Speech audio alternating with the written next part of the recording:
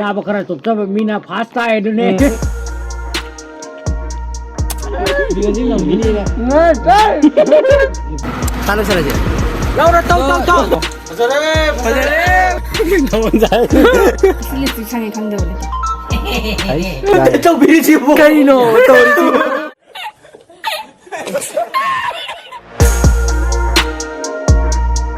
아 뭐해 그럼 이게 그냥 띵으로 다 들어가니까 아시디 뭐 요지 뭐 급분자래 용어 비자게지 따호이디 도 따주 숨 마양기 비트 농아이나 봐 엄마 뭐 이제 아이 뭐 그래 아스 사이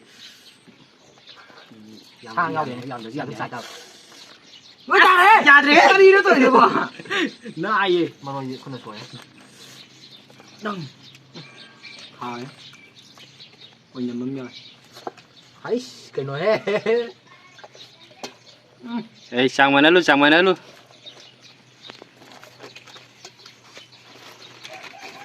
한번 싸버 로이부터는 파스 거 아두가 anh em mà chúng mày không rồi cái gì làm vậy làm cái đâu 아두기 아로이바 자오보다 레마미도다 과미 튀거든요 어디 저래 punishment cái gì punishment 거기 나이나시 야래 가도 걸로 야마야도 잉나 하고 아니 야마도 사 아주 튀어 나 때는 야마도 나 혼자 야마 말이 나 혼자 네가 지내 야미 Hello guys, ngasi sam na kano chicken châu in tàu đấy. Nhà mình thì challenge ni qua tàu có đi chơi xí chơi, sắm khun này chào đi rồi khun này chào đi đó, sắm khun pul laga, sắm này chào laga, ai han mà nó pass ta đấy, aku mà nó last ta đấy, aku mà cái hôm nay punishment kano tàu này, punishment cái Punishmentเนี่ยพ่ออันนี้น่าจะตกดีchicken ก็ท่าก็ดอก chicken ท่าดีrồi,ท่าcái thằng rồi,ท่าcái thằng già đấyนี่, chicken tuh cái mai đi khara ngak, oh itu chicken thar yang aja nih chicken khara adunai khara pikpa kan to ba pikpa शाबाश बेटा wai ai nyam ne moi thajai kan to roi thajai mo ai nyam ni ฉากอ้วนกินนี่เผาๆนะดู ha ต้องอ้วนกินนี่ ta pa cái nào tôi đi to rồi ya đấy video cho không nấu to rồi gì let's go xia mày với mông ni thế cái à khôi sẽ sao đâu tôi này bố qua khôi này thì xa rồi bố qua hay đi nôn ra cái khôi thiêng cái mũi cusi này tôi đi máy to cái ta tôi này vậy nhà thế nhà khôi xin này xin nào si bị thôi rồi kìa không gì này hey chúng mà đi si nhà này anh có đi người kìa tại cái nó nhà mà sau đó mà tôi người sai sai nó thầm bạn đi nhà mà anh có đi lọc xem bao nhiêu này cho là hay nó tiền hay ủa anh đây gì cái đó anh có nên tiêu nhưng mà tôi thôi gì quá giá tôi gì mà nó sao nào muốn cái đi one cái quoi anh chỉ đi chính đi cứ giải phải cái quoi đi để chăn người ta tung tăng này thế này start dạ đấy dạ干gì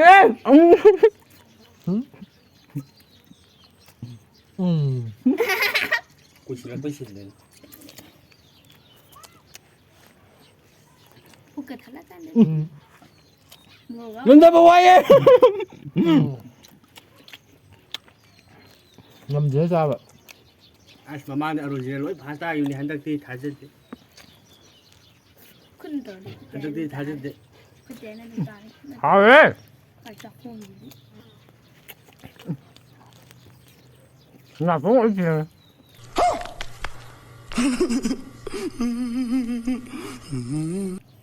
누가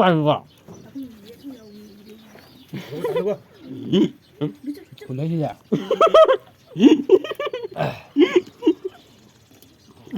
신타 게레디 스마농 타과 루사게 쿨로 무전 봐 cái nào 그때 맨날 보면 와요 올려 나 돈을 어디에 qua đây đi tôi cầu với mày á mà cha mẹ con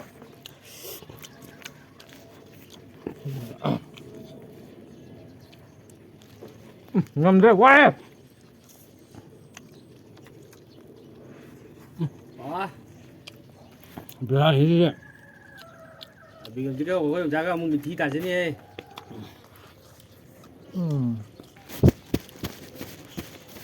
국밥 토래. 이제 나오자 헐. 오, 잠깐만. Thì nói nhà để vô mình cái chân.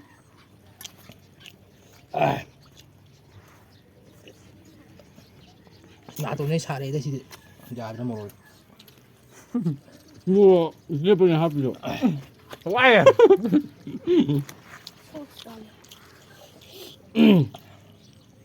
아니 ngầm thế. 나 돈사가 내고 xem 왜? Thiên của Nhật.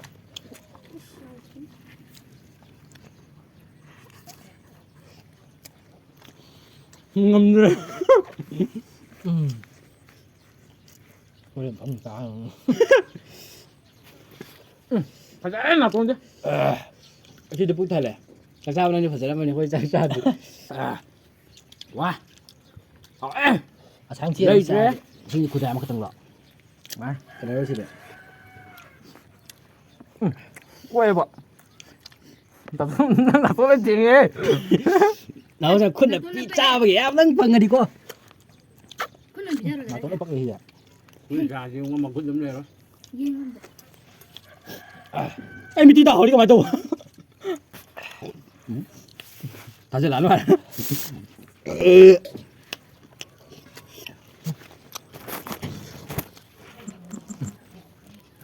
anh gặp một đôi chỉ để tàu của chúng ta mình thi đại đấy. này nghe giờ không Cái này hả?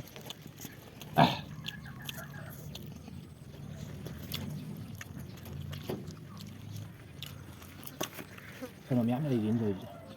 mày ăn cây về chơi mình cái này đấy mà cái này quý dùng bôi làm quay sao ra rồi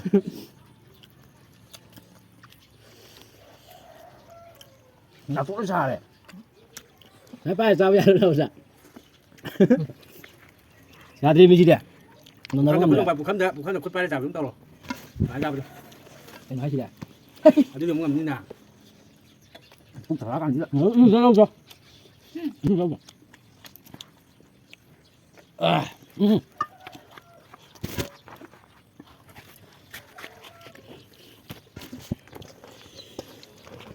Cầu đấy cũng chân gì nhưng mà cũng được con lên. Có đó là sao đó cũng chân gì. Ôi, rồi đây. thằng khá là sợ cái gì mua đâu vậy mua đi con 혼 자세히 먹는 거 좀. bé cái gì đấy cũng rồi.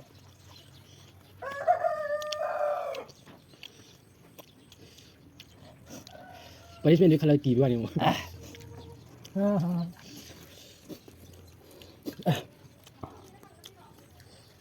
không cần nhá 요즘 막 뛰는 거 냠냠하면 되니까. Punishment jam satu ni lagi. Suatu tu kali kami sampai berlaku ni ada juga. sai anh ngầm mấy đi mà 이거 지금 미니네. nghe đấy 이거 비는 내가 해라. phải gì đâu ngầm mấy bạn này đi ngầm mấy tại mắt không ngầm mấy đấy ngầm cũng tay ngầm ta rồi bà cháu Anh thì bảo anh trao này. anh nào cũng ô rồi đó bà trên khóc ra đi ô rồi bà anh làm như thế có tiền thì sâu sao bé lên. anh chỉ là gì đến thế mày làm chỉ mẹ nuôi trai thế này nè Đấy là quả. Nữa đang saya muốn gì đây? à cũng ô rồi chả mất rồi tạm là sao để hậu bữa cái này bà mấy cái gì tụ bắt yêu tụ u đâu có đi cũng cả là biết tiền đấy ngâm chưa? apa udah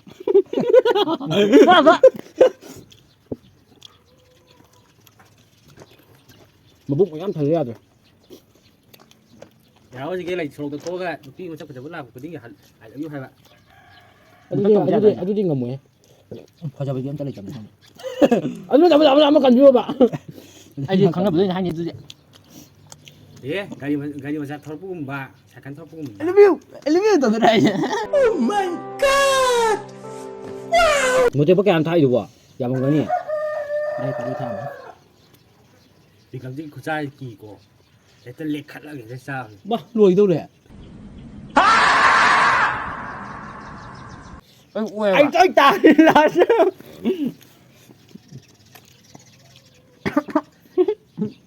ว่าไงเนี่ย มามีชีน้ำตาไหมมา ยืนเลยนะบ้า เบียร์ที่มีที่น้ำตามาหนาก็มีที่น้ำตามาไว้ได้จัง จังโง่ ไอ้ยูสแกนที่เราสแกนไอ้ที่ตัวมันลูกเจ้าก็ชิงกันละน้องคุณบ่าเอาดู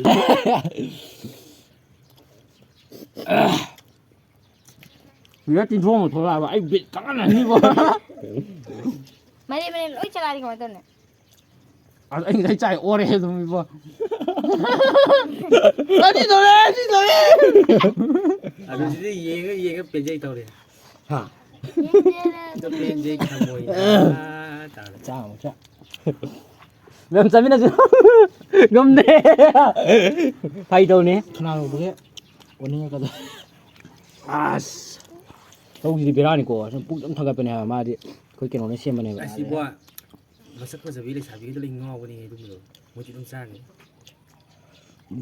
ไอ้สามีเนี่ยจ้ะไอ้เด็กผู้ชายเนี่ยปีกตาผู้ชายสามีเนี่ยจ้ะ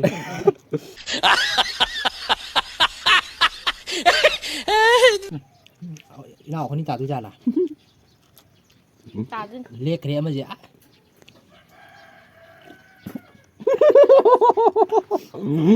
ตอนนี้พี่อามาดีเลยป่ะเอาดูดีหน่วยจัดสลักก็มูเอาดูหน่วยแต่ว่า ทำมือปุ่นเสือแล้วมาบ้านนี่อะไรไอ้กุ้งอันเดียวมารวยเลย บ้านี่ใช่ไหม ทำเด้ ไม่ใช่แต่ทั้งนี้ ทำเด้จะไปหาไปใส่หรอข้างจีมังอ่ะถุงไม่ขาดหรือปิดทะเลเนี่ยดูดิ ไอ้จ้าหรอกเนี่ย ดูหรอมันลาสตาร์เนี่ยโอ้โหอะไรโทรไงดิ สแกนตราทีละเกี่ยวก็สิเลยนะพี่ คุณอ่ะ ดูคนเนี่ย อันนี้ไอ้เนี่ยลาสตาร์ดิสิเดีย 10 9 8 7 6 5 4 3 2 1 rồi nè giờ xịt năng cái này dừng xịt năng được luôn nè xịt năng được luôn nè นั่นมีนะแต่ไอ้นี่เสียกันตาแล้ว เดี๋ยวคุณใจไปนี่คุณเตรียมตัวแก ช่วยจะคุณตัว งานมาร้อยบุษยาหรอ คุณไอ้ตัว น่ารักสาย ทุกอย่างนะมาชิ้นหนึ่งได้ถือว่าขายเล่าขนาดนั้นครั้งนี้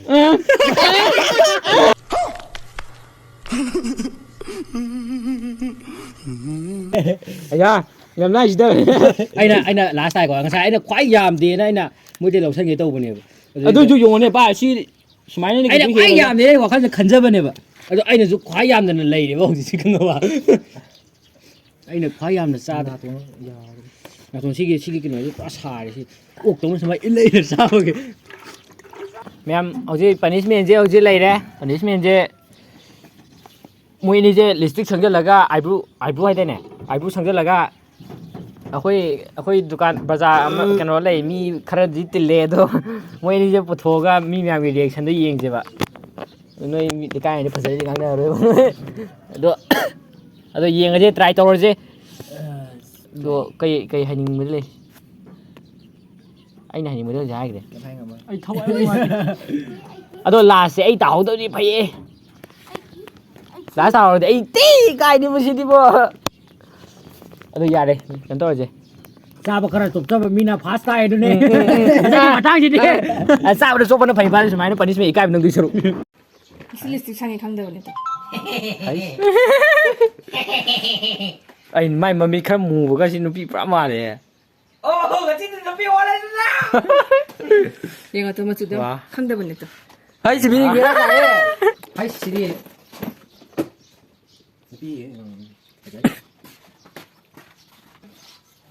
빨색. nó nổiอย่างงี้đấy ba sau rồi em sauก็มาคนจะรอจะเขียนอย่าเลย cái nó mới có trong video cái nó tôi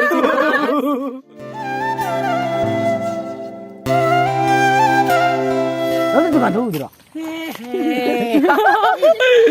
누가 더 보이 까이라 봐. 사람 단둘이. 나 좀 살래 도 뭐. 많이 간다. 뭐 근데 이 까이지 비또. 너무 잘. 하면 해. juga mau mereka dah muda. 하면 해. 하면 Nah itu. Abra. Tahu. Berapa, Pak? Ivan ini nungai berapa? Nah. Asyik pasal berapa? Jimmy nak harus ya? Asyik pasal ini pasal dia dah mau. Nanti kami lah. Pasal ini pasal ini nak. Aku nak kata ngan mereka. Asyik pasal berapa? Pasal berapa pasal? 진짜. 아이네 벌써 봤네. 뭐지? 차이다. 아니 이거 거기 원디. 집어다 벌써 잡으라. 하. 집어다 벌써 잡으라. 풀러로. 벌써 잡으라. 벌써 싸가게. 나도 가야 돼. 난 오늘 꽝꽝 들어가. A few moments later.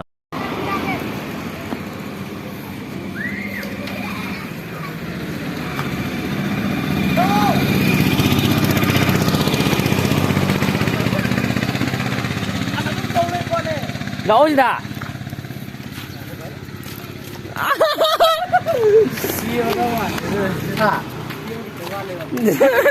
그거 니 지금까. 그래 너. 남의 기 집어 잡라. 집어 잡라. 벗어나요. 근데 이 집값 얘는 떨어. 벗어래.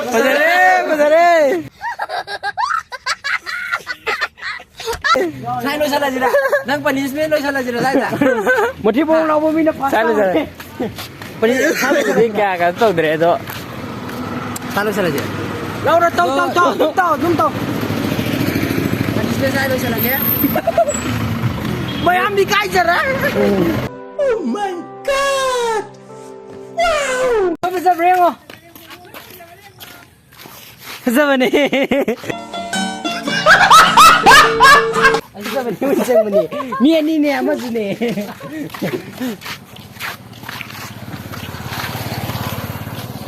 Karino, tukang ni laksa apa? Ni फसबा दी खंगे अदुम मोजे हा मुजे मै लमजाव दे सपदा मी बुदी ngasai do thokpa gan mi pak leramdre noksa sabai da di khangde do yada haita adum video do sangre haite ke hai ado kitang ju lawre ko mana kitang la ono jo itpam changi ayu wai khamra pukta lo yauri ngasai do anobu ju akhoi ja anobu ne ma'am support तो बियो खोई केनो जे खोई video जे समाय तो बनेबा अरुण जी सांग them आइगी केनो YouTube चैनल दो अदु जु सिगी केनो जे मै पनिशमेंट जे सिगी सांग बजे सिगी जु थागलगनी बको दो मैम ना हाइदि केनो गी खोई बिकान सिगी चैनल दगी जो चैनल दगी जो हाइदि मी याव तारगदी मैम ना सिगी दुना सब्सक्राइब और शेयर और कमेंट बिरमो लाइक